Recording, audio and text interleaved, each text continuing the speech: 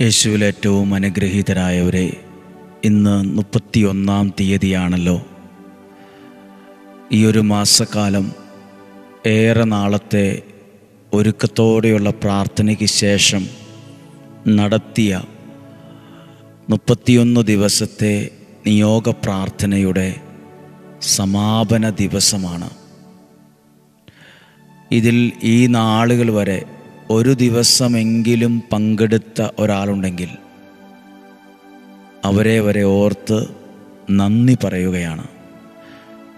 നന്ദി നിറഞ്ഞ ഹൃദയത്തോടെ ഇങ്ങനെയൊരു പ്രാർത്ഥനയിൽ ദിവസേന വചനം പറയുവാനും നിയോഗത്തോടെ നിങ്ങൾക്ക് വേണ്ടി പ്രാർത്ഥിക്കാനും ദൈവം നൽകിയ നല്ല ആയുസ്സിനും ആരോഗ്യത്തിനും സമയത്തിനും ശബ്ദത്തിനും എല്ലാത്തിനും നന്ദി പറയുകയാണ്. ഇതിൽ പങ്കെടുത്ത ഓരോ വ്യക്തികളെയും കുടുംബങ്ങളെയും ഓർത്ത് പ്രാർത്ഥിക്കുകയാണ്. നിങ്ങൾ എഴുതി വച്ച് പ്രാർത്ഥിച്ച വിഷയങ്ങളുണ്ട്. ആ നിയോഗം ആ ദൈവവചനത്തിൽ തന്നെ ഇരിക്കട്ടെ, ഒരു സാക്ഷ്യം ലഭിക്കുന്നിടത്തോളം സമയം വരെ. ആ എഴുതി വച്ച പ്രാർത്ഥനയ്ക്ക് മറുപടി കിട്ടുന്ന നാൾ വരെ നിങ്ങൾ എഴുതി വച്ച പ്രാർത്ഥനകൾ, ആ പേപ്പർ നിങ്ങളുടെ ബൈബിളിൽ ഏതെങ്കിലും ഒരു ഭാഗത്ത് ഭംഗിയായി സൂക്ഷിക്കുക. എല്ലാ ദിവസവും നിങ്ങൾക്ക് വേണ്ടി തുടർന്നും പ്രാർത്ഥിച്ചു കൊണ്ടിരിക്കും. ജീവിതം ഒരു സാഹസിക യാത്ര മാത്രമല്ല, അതിസാഹസിക യാത്രയാണ്. ഈ ലോകത്ത് പലതരത്തിലുള്ള ചതിവുകളും കള്ളത്തരങ്ങളും പ്രശ്നങ്ങളും പ്രതിസന്ധികളും വഞ്ചനയും എല്ലാം ഉണ്ട്. അവിടെയൊക്കെ തട്ടി വീണ് പരിക്കേൽക്കാതിരിക്കാൻ ഒരു വെളിച്ചം, ഒരു പ്രകാശം ആവശ്യമാണ്. ആ പ്രകാശം നമുക്ക് ലഭിക്കുന്നത് ദൈവവചനത്തിലൂടെയാണ്. ജീവിതമെന്ന അതിസാഹസിക യാത്രയിൽ പ്രതിസന്ധികളിൽ തട്ടി വീഴാതിരിക്കാൻ, പരിക്കേൽക്കാതിരിക്കാൻ, നഷ്ടങ്ങളുണ്ടാകാതിരിക്കാൻ നമുക്ക് മുന്നോട്ട് നമ്മളെ നയിക്കുന്നൊരു വെളിച്ചമാണ് ഈ ദൈവവചനത്തിലൂടെ കിട്ടിക്കൊണ്ടിരിക്കുന്നത്. ചിലരെങ്കിലും ചിന്തിക്കും, ഞാൻ ഇത്രയും നാൾ പ്രാർത്ഥിച്ചു, ഒരു അടയാളം ഉണ്ടായില്ല, ഒരു കാര്യവും നടന്നില്ല. പ്രിയപ്പെട്ടവരെ, ഞാൻ ദൈവവചനം കേട്ടെങ്കിൽ അതിനൊരുത്തരം പ്രാർത്ഥനയിൽ ലഭിച്ചിരിക്കുമെന്ന് തർക്കമില്ലാത്തൊരു കാര്യമാണ്. കാരണം ഞാൻ ഒരിക്കലൊരു ചെടി നട്ടിരുന്നു. ആ ചെടി നട്ടപ്പോൾ അതിന് വലിയ ഭംഗിയൊന്നുമില്ലായിരുന്നു. ശ്രദ്ധിക്കുന്ന വിധത്തിൽ ഒരു പ്രത്യേകതയും അതിനില്ലായിരുന്നു. കുറച്ചു നാൾ കഴിഞ്ഞപ്പോൾ, കുറച്ച് ദിവസങ്ങൾ കഴിഞ്ഞപ്പോൾ അടുപ്പിച്ചൊരു 3-4 വേനൽ മഴ വന്നിരുന്നു.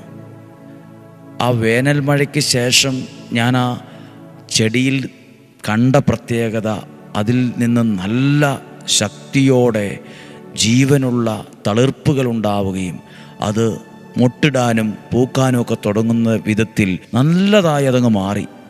പഴയ ക്ഷീണവും പഴയ ഉണക്കൊക്കെ അത് മാറി പുതിയ തളിർപ്പുണ്ടായി വേഗത്തിൽ അത് വളർന്നു. ഇതുപോലെ നമ്മളിപ്പോൾ പ്രാർത്ഥിച്ച ഓരോ പ്രാർത്ഥനകളും നമ്മളോർക്കും ഇതൊക്കെ പ്രാർത്ഥിച്ചത് പാഴായിപ്പോയി, വെറുതെ ആയിപ്പോയി. അല്ല, ശക്തമായി മഴ പെയ്യുന്ന പോലെയുള്ള അനുഗ്രഹങ്ങൾ കൊണ്ട് തന്നെ വരും ദിവസങ്ങളിൽ ദൈവം ആ പ്രാർത്ഥനയ്ക്ക് മറുപടി തന്ന് നിങ്ങളെ മാനിക്കും. ശക്തമായ മറുപടി തന്ന് ദൈവം നിങ്ങളെ മാനിക്കും. നിങ്ങൾ നേരത്തെ എഴുന്നേറ്റതും ആ വചനം വായിച്ചതും ആ വചനം കേട്ടതും ധ്യാനിച്ചതും പ്രാർത്ഥിച്ചതൊക്കെ ദൈവം കണ്ടിട്ടുണ്ട്. നിങ്ങൾ ദൈവവചനം കേട്ടെങ്കിൽ അത് ദൈവസ്നേഹത്തെ പ്രതിയാണ്. നിങ്ങൾ ദൈവവചനം ആർക്കെങ്കിലുമൊക്കെ അയച്ചു കൊടുത്തു, 50 പേർക്ക്, 100 പേർക്ക്, അതിൽ കൂടുതൽ ആളുകൾക്ക് അയച്ചു കൊടുത്തു, ദൈവസ്നേഹത്തെ പ്രതിയാണ്. ഈ വചനം ചിലർ സ്റ്റാറ്റസ് ഇട്ടു, വാമൊഴിയായി പറഞ്ഞ് കേൾക്കാൻ പറഞ്ഞ് ചിലരെ അടുത്ത് വിളിപ്പിച്ച് കേൾപ്പിച്ചു. ദൈവസ്നേഹത്തിൽ നിന്നുകൊണ്ടാണ് ചെയ്തത്. അതൊരു സുവിശേഷ വേലയാണ്. ദൈവത്തിൻ്റെ വചനത്തെ കൊടുക്കുന്നവരായി ഈ കാലഘട്ടത്തിൽ ദൈവം എന്നെയും നിങ്ങളെയും മാറ്റിയിട്ടുണ്ട്. നമുക്ക് ദൈവത്തോട് നന്ദി പറയാം. ഈ സമാപന സമയം ഒന്ന് പ്രാർത്ഥിച്ച്, കർത്താവേ, 31-ാം തീയതി അങ്ങയുടെ വചനം നിയോഗ പ്രാർത്ഥനയിൽ കേൾക്കുന്ന എന്നെയും എൻ്റെ കുടുംബത്തെയും തിരുരക്തത്താൽ വിശുദ്ധീകരിച്ച് വചനത്താൽ നിറച്ച് പരിശുദ്ധാത്മാവിനാൽ നയിക്കണമേ. പ്രതീക്ഷയോടെ, പ്രാർത്ഥനയോടെ ഈ 31 ദിവസത്തെ വചനം നമുക്ക് കേൾക്കാം. ഉൽപ്പത്തി പുസ്തകം 22 അധ്യായം 9 മുതലുള്ള വാക്യമാണ് ഒന്ന് ശ്രദ്ധിക്കുന്നത്. ഉൽപ്പത്തി പുസ്തകം 22 അധ്യായം 9 മുതലുള്ള വാക്യം. ദൈവം പറഞ്ഞ സ്ഥലത്തെത്തിയപ്പോൾ അബ്രഹാം അവിടെ ഒരു ബലിപീഠം പണിതു. വിറക് അടുക്കി വച്ചിട്ട് ഇസഹാക്കിനെ ബന്ധിച്ച് വിറകിന് മീതെ കിടത്തി. മകനെ ബലി കഴിക്കാൻ അബ്രഹാം കത്തി കയ്യിലെടുത്തു. തൽക്ഷണം കർത്താവിൻ്റെ ദൂതൻ ആകാശത്തു നിന്ന് അബ്രഹാം, അബ്രഹാം എന്ന് വിളിച്ചു. ഇതാ ഞാൻ. അവൻ വിളി കേട്ടു. കുട്ടിയുടെ മേൽ കൈവയ്ക്കരുത്, അവനെ ഒന്നും ചെയ്യരുത്. നീ ഇപ്പോൾ ദൈവത്തെ ഭയപ്പെടുന്നുവെന്ന് എനിക്ക് മനസ്സിലായി, എനിക്ക് ഉറപ്പായി. ഞാൻ ഈ വാക്യം വായിച്ചത് ഒരു പക്ഷേ നിങ്ങൾക്ക് ഈ ഭാഗം വളരെ വ്യക്തമാണ്. ഇവിടെ ദൈവം ഇടപെട്ട ഒരു സമയത്തെക്കുറിച്ചാണ് പറയുന്നത്. സമയം, ദൈവത്തിൻ്റെ സമയം, ദൈവം ഇടപെട്ട സമയം. അബ്രഹാം തൻ്റെ മകനായ ഇസഹാക്കിനെ ബലിപീഠത്തിൽ കിടത്തി, ബന്ധിച്ച് കിടത്തി, കയ്യിൽ നിന്ന് കത്തിയെടുത്ത് തൻ്റെ മകനായ ഇസഹാക്കിനെ കൊല്ലുവാൻ കത്തി ഉയർത്തി.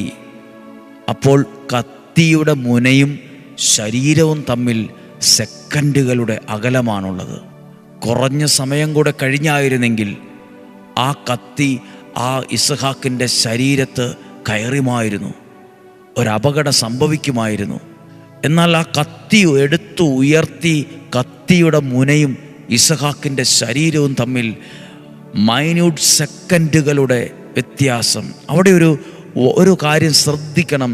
ദൈവം ഇടപെട്ട ആ കൃത്യസമയം, ഉചിതമായ സമയത്ത് ദൈവം അവിടെ ഇടപെട്ടു. ഇത് ഞാൻ നിങ്ങളോട് പറയുന്നത് എൻ്റെയും നിങ്ങളുടെയും ജീവിതത്തിൽ എന്താ ഇന്ന് ഇടപെടാഞ്ഞ്, എന്താ 10 ദിവസവും ഇടപെടാഞ്ഞത്, എന്താ ഇത്രയും നാൾ പ്രാർത്ഥിച്ചിട്ടൊന്നും കാണുന്നില്ലല്ലോ? ഒരു കാര്യം ഈ വചനത്തിൽ നിന്ന് എനിക്ക് പറയാൻ പറ്റും.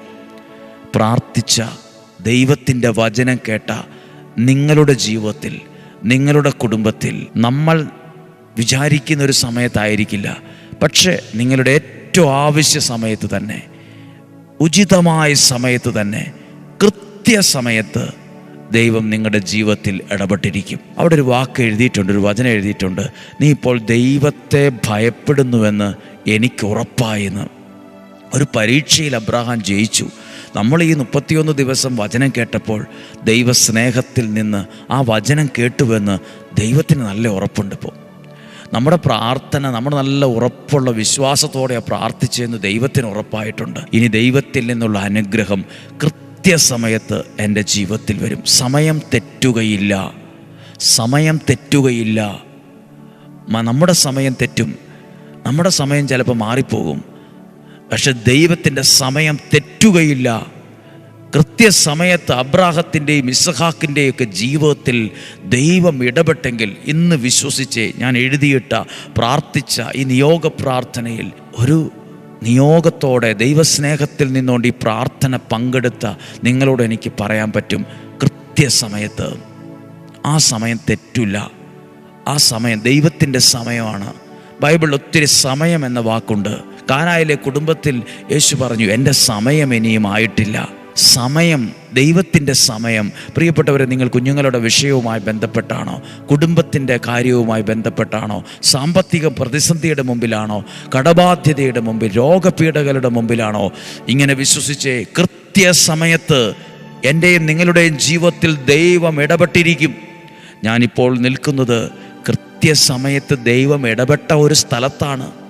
കൃത്യസമയത്ത് ദൈവം ഇടപെട്ട ഒരു അന്തരീക്ഷത്തിൽ നിന്നുകൊണ്ടാണ് ഈ വചനം പ്രസംഗിക്കുന്നത്. ഒരു നിമിഷം പ്രാർത്ഥിക്കുകയാണ്, നന്ദി നിറഞ്ഞ ഹൃദയത്തോടെ പ്രാർത്ഥിച്ച്. പ്രിയപ്പെട്ടവരെ, ഒരു 5 മിനിറ്റ് ആരാധനയിൽ പങ്കെടുക്കും. പരിശുദ്ധ കുർബാന എഴുന്നള്ളിച്ച് വെച്ച് ആരാധന നടത്തും. അതും കൂടെ മുഴുവനൊന്ന് പങ്കെടുക്കണം. ഒരു നിമിഷം നിങ്ങളെല്ലാവരും കേട്ടെ.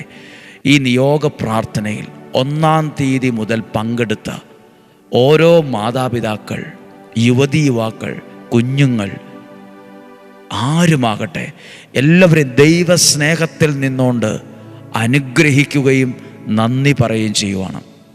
നിങ്ങൾ വചനം കേട്ടപ്പോൾ അതൊരുപാട് പേർക്ക് അയച്ചു കൊടുത്തു, സ്റ്റാറ്റസ് ഇട്ടു. അത് ദൈവസ്നേഹത്തിൽ നിന്നുകൊണ്ടാണ് ചെയ്തതെന്ന് ഞാൻ വിശ്വസിക്കുന്നു. നിങ്ങൾ ദൈവത്തിൻ്റെ വചനത്തെ കൊടുക്കുന്നവരായ മാറിയേ അതിന് തക്കതായൊരു പ്രതിഫലം ലഭിക്കാതിരിക്കുകയില്ല. ഒരു പാത്രം വെള്ളം കൊടുത്താൽ പ്രതിഫലം ഉണ്ടെന്ന് പറഞ്ഞ ദൈവത്തിൽ വിശ്വസിക്കുന്നവരാണ് നമ്മൾ. ഇനി ഒരു ഗ്ലാസ് വെള്ളം കുടിക്കാൻ ഒരാൾക്ക് കൊടുത്താൽ ആ പച്ച വെള്ളത്തിന് വരെ പ്രതിഫലം ഉണ്ടെന്ന്. നമ്മളിപ്പോൾ കൊടുത്തത് ദാഹത്തോടെ കൊതിയോടെ ഇരുന്ന അനേകർക്ക് ദൈവത്തിൻ്റെ വചനത്തെയാണ്. ഈ വചനം കേൾക്കാതെ പോയവരെ ഓർത്ത് പ്രാർത്ഥിക്കുക. ഈ വചനത്തെ കേൾക്കണ്ടെന്ന് പറഞ്ഞ് നിർത്തിപ്പോയവർ, അവരെ ഞങ്ങൾ സ്നേഹത്തോടെ കാണുന്നു, അവർക്ക് വേണ്ടി പ്രാർത്ഥിക്കുന്നു. ഈ വചനം കേട്ടതിൻ്റെ പേരിൽ വഴക്കുണ്ടായ വീടുകളുണ്ട്. ഈ വചനം ഇനി തൊട്ട് ഞാൻ കേൾക്കുന്നില്ലെന്ന് തീരുമാനമെടുത്തവരുണ്ട്. ഇത് കേട്ടിട്ടൊന്നും കാര്യമില്ലെന്ന് പറഞ്ഞവരുണ്ട്. എല്ലാവരെയും സ്നേഹത്തോടെ കണ്ടുകൊണ്ട് അവർക്ക് വേണ്ടി പ്രാർത്ഥിക്കുകയാണ്. നിങ്ങളെ ഓർക്കുവാണ്. വചനം കേട്ടവരെ മാത്രമല്ല, ഈ വചനത്തെ വിമർശിച്ചവരുണ്ടാവും, പ്രസംഗത്തെ വിമർശിച്ചവരുണ്ടാവും, ശുശ്രൂഷകളെ വിമർശിച്ചവരുണ്ടാവും. ഇത് ആർക്കും അയച്ചു കൊടുത്തതിൻ്റെ പേരിൽ വീട്ടിൽ വഴക്കുണ്ടായതുണ്ടാവും. എല്ലാവരെയും ഞങ്ങൾ ദൈവസ്നേഹത്തിൽ കണ്ടുകൊണ്ട് നിങ്ങൾക്ക് വേണ്ടി കൂടി പ്രാർത്ഥിക്കുന്നു. ഒരു വാക്ക് നന്ദി നിറഞ്ഞ ഹൃദയത്തോടെ 100,000-ഓളം ആളുകൾ 5:30 സമയത്ത് എഴുന്നേറ്റിരുന്നു. വിവിധ രാജ്യങ്ങളിൽ, കുടുംബങ്ങളിൽ ത്യാഗത്തോടെ നിങ്ങൾ നന്ദിയോടെ ഓർക്കുന്നു. പല സമയത്തിത് കണ്ടവർ, അവരവരുടെ സമയത്ത് ഏറ്റവും നല്ല സമയത്ത് ഇത് കണ്ടവർ പറയട്ടെ, ദൈവം ഇടപെട്ടും ഒരു വലിയ സാക്ഷ്യം സ്വർഗത്തിലെ ദൈവം എൻ്റെ നിങ്ങളുടെ ജീവിതത്തിൽ തരാതിരിക്കത്തില്ല. ആ സാക്ഷ്യം ഞാൻ ഈ പ്രസംഗിക്കുന്ന സ്ഥലത്ത് നിങ്ങൾക്ക് വന്നു പറയുവാൻ ഇടവരട്ടെ. രണ്ടാമതൊരു കാര്യമാണ്, നാളെ മുതൽ ഡെയിലി ബ്ലെസ്സിങ് എന്ന ശുശ്രൂഷയുണ്ട്. നിങ്ങളതിനു വേണ്ടി പ്രാർത്ഥിക്കുക. ഡെയിലി ബ്ലെസ്സിങ് എന്ന ശുശ്രൂഷ വർഷങ്ങളായി മുടങ്ങാതെ വചനം പറഞ്ഞ് പ്രാർത്ഥിക്കുന്ന ഒരു കാര്യമാണ്. ആ വചനം ഓരോ ദിവസവും കേൾക്കുന്നതും ഒരനുഗ്രഹമാണ്, ഒരടയാളമാണ്. തുടർന്ന് നമ്മൾ ആരാധന എഴുന്നള്ളിച്ച് വെച്ച് കുറച്ചു നേരം പ്രാർത്ഥിച്ച് ഈ നിയോഗ പ്രാർത്ഥന നമ്മൾ അവസാനിപ്പിക്കുകയാണ്. നമുക്ക് ആരാധനയ്ക്കായി പ്രാർത്ഥനയോടെ ഒരുങ്ങാം.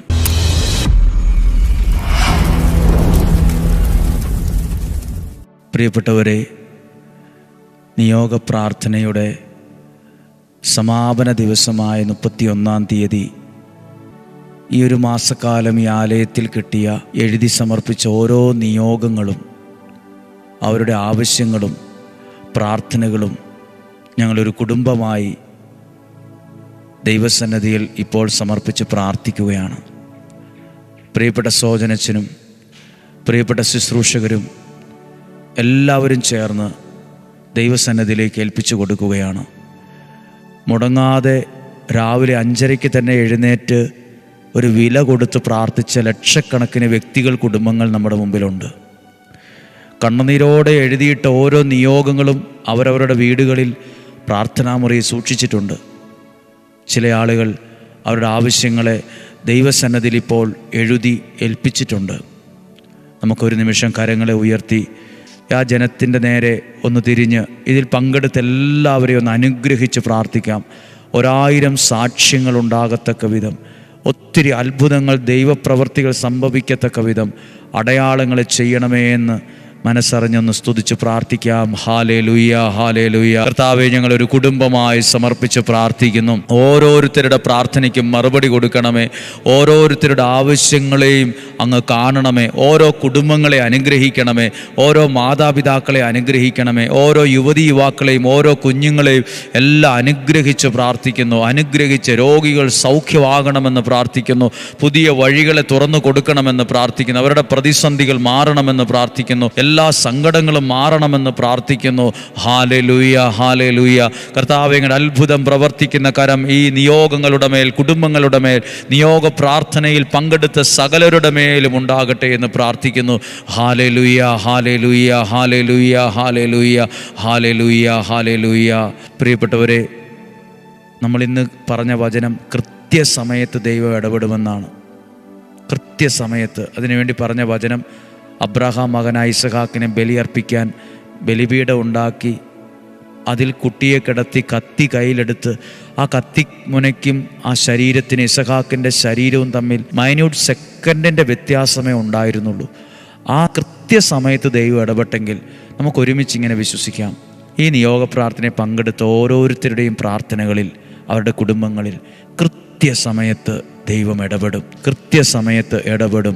നമുക്കൊന്ന് കരമുയർത്തി ഓരോ കുടുംബങ്ങളെ നോക്കിയിട്ട് പറയാം. എല്ലാ കുടുംബങ്ങളെ നോക്കിയിട്ട് ഞങ്ങൾ പറയുവാണ്, സോജനച്ചനും ഞങ്ങളെല്ലാവരും ഒരുമിച്ച് പറയുവാണ്, ഈ നിയോഗ പ്രാർത്ഥനയിൽ പങ്കെടുത്തത് എല്ലാം നന്മയ്ക്കാക്കി ദൈവം മാറ്റും, നന്മയ്ക്കാക്കി മാറ്റും, നന്മയ്ക്കാക്കി ദൈവം അതിനെ മാറ്റും, അനുഗ്രഹമാക്കി മാറ്റും. നിങ്ങളൊരു സാക്ഷ്യം പറയാൻ ഇവിടെ വരും.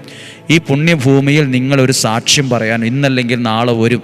നിയോഗത്തിൽ പ്രാർത്ഥിക്കുന്ന 365 ദിവസവും വചനം പറയുന്ന ഈ സ്ഥലത്ത് നിങ്ങൾ ഒരുപക്ഷെ യാത്ര ചെയ്ത് ഒരുപക്ഷെ ഇവിടെ വന്ന് നിങ്ങളെ ഒരു സാക്ഷ്യം പറയാൻ തന്നെ ഇവിടെ വരും. ഇവിടെ വന്ന് പ്രാർത്ഥിച്ചു പോയവർ അനുഗ്രഹം പറയാൻ പിന്നീടും പല ആവർത്തി വന്നിട്ടുണ്ട്. കൃത്യസമയത്ത് ദൈവം നിങ്ങളുടെ ജീവിതത്തിൽ ഇടപെടും, കൃത്യസമയത്ത് ഇടപെടും. Hallelujah, hallelujah. യേശുവേ നന്ദി, നന്ദി, നന്ദി. പ്രിയപ്പെട്ട സോജനച്ചൻ, പ്രിയപ്പെട്ടവരുടെ കരങ്ങളിൽ നാം നിയോഗം മേടിച്ച് ഈ പരിശുദ്ധ കുർബാനയിൽ വയ്ക്കുകയാണ്. ഈ സമയത്ത് നമ്മളെല്ലാവരും ഒന്ന് പ്രാർത്ഥിച്ചു കൊണ്ടിരിക്കുകയാണ്. പ്രിയ കർത്താവെ, അങ്ങയുടെ നാമത്തിൽ ഏൽപ്പിക്കുന്നു. ഓരോ നിയോഗങ്ങളെ ഏൽപ്പിച്ചുകൊണ്ട് പ്രാർത്ഥിക്കുന്നു, ഓരോ നിയോഗങ്ങളെ ഏൽപ്പിച്ച് പ്രാർത്ഥിക്കുന്നു, ഓരോ ആവശ്യങ്ങളെ ഏൽപ്പിച്ച് പ്രാർത്ഥിക്കുന്നു, ഓരോ ആവശ്യങ്ങളെ ഏൽപ്പിച്ച് പ്രാർത്ഥിക്കുന്നു, ഓരോ ആവശ്യങ്ങളെ ഏൽപ്പിച്ച് പ്രാർത്ഥിക്കുന്നു, ഓരോ ആവശ്യങ്ങളെയും ഏൽപ്പിച്ച് പ്രാർത്ഥിക്കുന്നു. പ്രിയപ്പെട്ടവരെ, ഈശോയുടെ ആശീർവാദം നൽകുമ്പോൾ ശുശ്രൂഷകരുടെ പ്രതിനിധീകരിച്ചാണ് ഈ 3 ശുശ്രൂഷകർ ഇവിടെ ഉള്ളത്. ബെന്നിച്ചൻ ബ്രദറും തങ്കച്ചൻ ടോജി ബ്രദർ ഇവിടെ ഉണ്ട്. ഇവിടെയുള്ള തോമസ് അച്ഛൻ, ജോസഫ് അച്ഛൻ ശുശ്രൂഷകർ, അടുക്കള മുതൽ അൾത്താർ വരെ ശുശ്രൂഷ ചെയ്യുന്ന ഒത്തിരി സഹോദരന്മാരായ സഹോദരിമാരായ ശുശ്രൂഷകരുണ്ട്.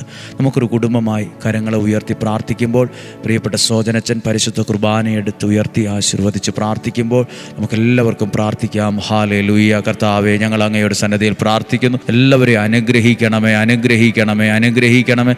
ലോകമെമ്പാടും നിയോഗ പ്രാർത്ഥനയിൽ പങ്കെടുത്ത സകല കുടുംബങ്ങളെയും വ്യക്തികളെയും ആവശ്യങ്ങളെയും നിയോഗങ്ങളെ സ്വീകരിച്ച് അവരെ അനുഗ്രഹിക്കണമേ, അനുഗ്രഹിക്കണമേ, അനുഗ്രഹിക്കണമേ എന്ന് പ്രാർത്ഥിക്കുന്നു. അത്ഭുതങ്ങൾ, അടയാളങ്ങൾ ഈ ആലയത്തിൽ സംഭവിക്കണമേ, സംഭവിക്കണമേ. ഹല്ലേലൂയ, ഹല്ലേലൂയ, ഹല്ലേലൂയ. നിങ്ങളും ഒരു നിമിഷം കരങ്ങൾ നീട്ടി ഈ ആലയത്തെ കണ്ടുകൊണ്ടിരിക്കുന്നവർ അനുഗ്രഹിച്ച് പ്രാർത്ഥിക്കുക. ഞങ്ങൾക്കും അത് അനുഗ്രഹമാണ്. നിങ്ങളുടെ പ്രാർത്ഥനയും ഞങ്ങൾക്ക് വിലപ്പെട്ടതാണ്. എല്ലാവർക്കും ഉള്ളിൻ്റെ ഉള്ളിൽ നിന്ന് ഈ ഒരു നിയോഗ പ്രാർത്ഥനയുടെ ഈ അനുഗ്രഹ കുടുംബത്തിൽ നിന്ന് ഞങ്ങൾ നന്ദി പറയുന്നു.